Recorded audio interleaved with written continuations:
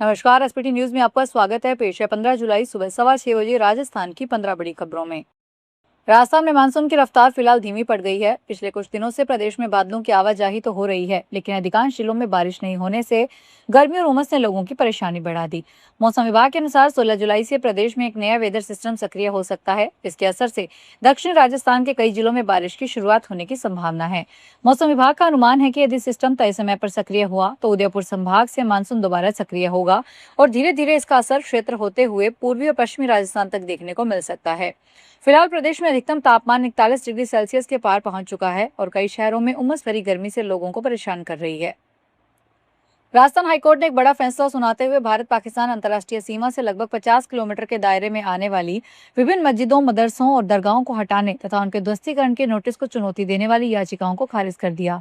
यह याचिकाएं पीर मोहम्मद शाह जिलानी दरगाह समिति बनाम राजस्थान राज्य और अन्य के नाम से दायर की गई थी। न्यायमूर्ति समीर जैन की एकल पीठ ने इस मामले पर सुनवाई करते हुए स्पष्ट बताया कि राष्ट्रीय सुरक्षा से जुड़े संवेदनशील मुद्दों पर किसी भी तरह का समझौता नहीं किया जा सकता। अदालत ने अपने फैसले में महत्वपूर्ण टिप्पणी किया है कि वह देश के हर नागरिक की चेतना में गहराई से बसी हुई बात है कि जब राज्य की सुरक्षा दांव पर हो तो सुरक्षा की अनिवार्य आवश्यकता के सामने प्रक्रिया की कठोरता को झुकना ही होगा। राजस्थान के सरकारी स्कूलों में लंबे समय से अनुपस्थित शिक्षकों के मामले पर अब शिक्षा विभाग गंभीर नजर आ रहा है। माध्यमिक शिक्षा निदेशालय ने प्रदेश भर में ऐसे शिक्षकों की विस्तृत जानकारी तत्काल उपलब्ध करवाने के निर्देश जारी किए हैं। इस संबंध में संयुक्त निदेशक की ओर से सभी संभागीय संयुक्त निदेशकों को आदेश भेजा गया है। जारी निर्देशों के अनुसार प्रत्येक संभाग से उन शिक्षकों का पूरा विवरण निर्धारित प्रारूप से मांगा गया जो लंबे समय से विद्यालयों में अनुपस्थित है। राजस्थान हाईकोर्ट में पंचायत और नगरीय निकाय चुनावों में देरी को लेकर दायर अवमानना याचिका पर मंगलवार को सुनवाई नहीं हो सकी। अदालत ने मामले की अगली सुनवाई 16 जुलाई को तय कर दी। इसी बीच राज्य सरकार और राज्य निर्वाचन आयोग ने चुनाव करवाने के लिए अतिरिक्त समय मांगते हुए हाईकोर्ट में संयुक्त आवेदन दायर किया है। आवेदन में ओबीसी राजनीतिक आरक्षण के लिए चल रही ट्रिपल टेस्ट प्रक्रिया और चुनावी कार्यक्रम पूरा करने में लगने वाले न्यूनतम 90 दिनों का हवाला दिया गया है। सरकार ने आवेदन में कहा है कि 22 मई 2026 को पारित हाईकोर्ट के आदेश का पालन करने के लिए सभी आवश्यक कदम उठाए गए हैं, लेकिन सुप्रीम कोर्ट के निर्देशों के अनुरूप ओबीसी राजनीतिक आरक्षण की प्रक्रिया पूरी हुए बिना चुनाव करवाना संभव नहीं है। भारत पाकिस्तान बॉर्डर पर बसे जैसलमेर के सब रजिस्ट्रार ऑफिस में मंगलवार को इनकम टैक्स विभाग ने छापा मारा। जांच टीम ने संदिग्ध जमीनों से जुड़े लेन देन से जुड़े दस्तावेजों की जांच शुरू की। इस कार्रवाई में उदयपुर और जैसलमेर की संयुक्त टीम शामिल है। करीब 8 सदस्यीय टीम कार्यालय पहुंचकर विभिन्न भूमि रजिस्ट्रियों और संबंधित रिकॉर्ड का सत्यापन कर रही है। शुरुआती जानकारी के अनुसार जांच का मुख्य फोकस उन जमीन रजिस्ट्रियों पर है जिनमें पैन कार्ड का उपयोग नहीं किया गया या गलत जानकारी देकर रजिस्ट्री करवाई गई है। बीकानेर के कोलायत में मंगलवार को खाद्य एवं नागरिक आपूर्ति मंत्री सुमित गोदारा की जन सुनवाई में हंगामा हो गया। कोलायत विधायक अंशुमान सिंह भाटी को नहीं बुलाने से भाजपा कार्यकर्ता नाराज हो गए। उन्होंने नारेबाजी की। मंत्री ने गलती मानते हुए आगे से मिलकर काम करेंगे। कोलायत के पंचायत भवन में दोपहर 1:30 बजे लाभार्थी सम्मेलन और जन सुनवाई कार्यक्रम थी। कार्यक्रम में मंत्री सुमित गोदारा लोगों की समस्याएं सुन रहे थे। इस दौरान कार्यक्रम के पोस्टर में स्थानीय विधायक अंशुमन सिंह भाटी का फोटो नहीं होने और उन्हें कार्यक्रम में नहीं बुलाने पर कार्यकर्ता नाराज हो गए। जयपुर से सटे पावटा इलाके में मंगलवार को मुख्यमंत्री भजनलाल शर्मा के प्रस्तावित दौरे को लेकर प्रशासनिक अमला पूरी तरह मुस्तैद था, लेकिन मौसम के मिजाज ने सारे कार्यक्रम पर पानी फेर दिया। क्षेत्र में बारिश और खराब मौसम के चलते मुख्यमंत्री का हेलीकॉप्टर से पावटा जाना सुरक्षित नहीं माना गया, जिसके कारण उनका यह अहम दौरा ऐन वक्त पर स्थगित करना पड़ा।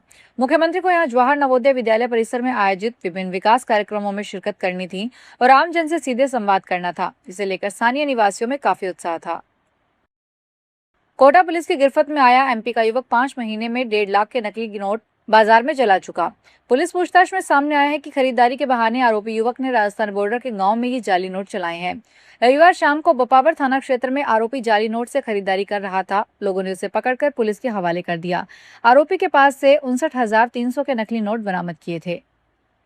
राजस्थान कांग्रेस के वरिष्ठ नेता और पूर्व उप मुख्यमंत्री सचिन पायलट मंगलवार को डूंगरपुर के प्रसिद्ध बेनेश्वर धाम पहुंचे।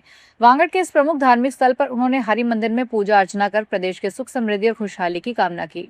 मीडिया से बातचीत में सचिन पायलट ने लोकसभा क्षेत्रों में एसटी सीटों के परिसीमन के मुद्दे पर भाजपा सरकार पर निशाना साधा। उन्होंने कहा कि परिसीमन की एक संवैधानिक प्रक्रिया होती है और यह हमेशा जनगणना के बाद किया जाता है, लेकिन मौजूदा सरकार राजनीतिक लाभ के लिए समय से पहले ही परिसीमन की कोशिश कर रही है, जो उचित नहीं है। बारां में पुलिस ने अवैध खनन से अर्जित संपत्ति पर शिकंजा कसना शुरू कर दिया। मांगरोल थाना क्षेत्र के एक आतन अपराधी की अवैध कमाई से बनाई गई चल अचल संपत्तियों को कुर्क करने की कार्रवाई शुरू की गई।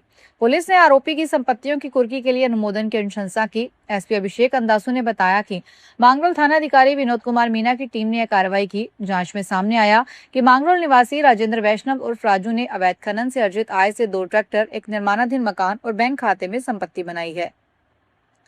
राजस्थान के भरतपुर के बयाना में ग्रामीणों ने खेतों में ट्यूबवेल और सबमर्सिबल के तार चोरी करने वाले गिरोह के एक सदस्य को पकड़कर पुलिस के हवाले कर दिया।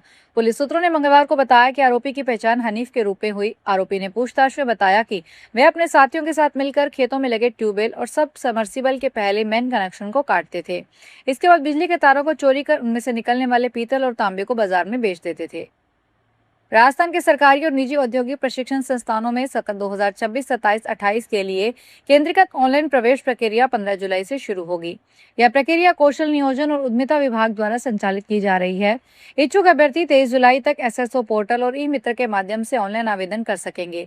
प्रवेश प्रक्रिया पूरी तरह से मेरिट के आधार पर होगी। इसके लिए कोई प्रवेश परीक्षा आयोजित नहीं की जाएगी।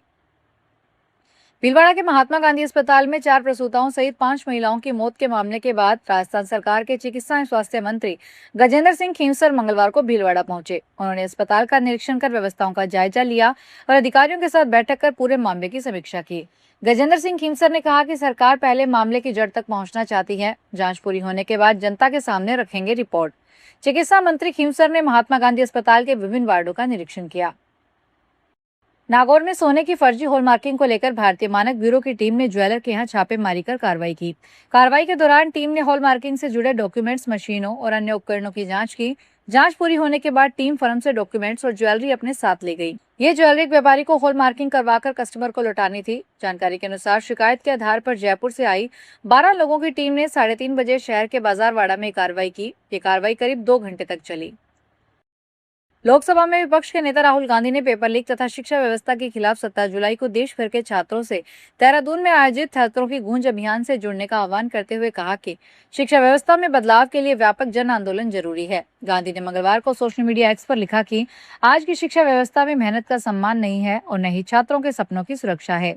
उन्होंने आरोप लगाते हुए कहा कि तैयारी करो तो पेपर लीक मिलेगा, सवाल पूछो तो देश विरोध का दाग मिलेगा और लाखों रुपए खर्च करो तो न शिक्षा मिलेगी न रोजगार।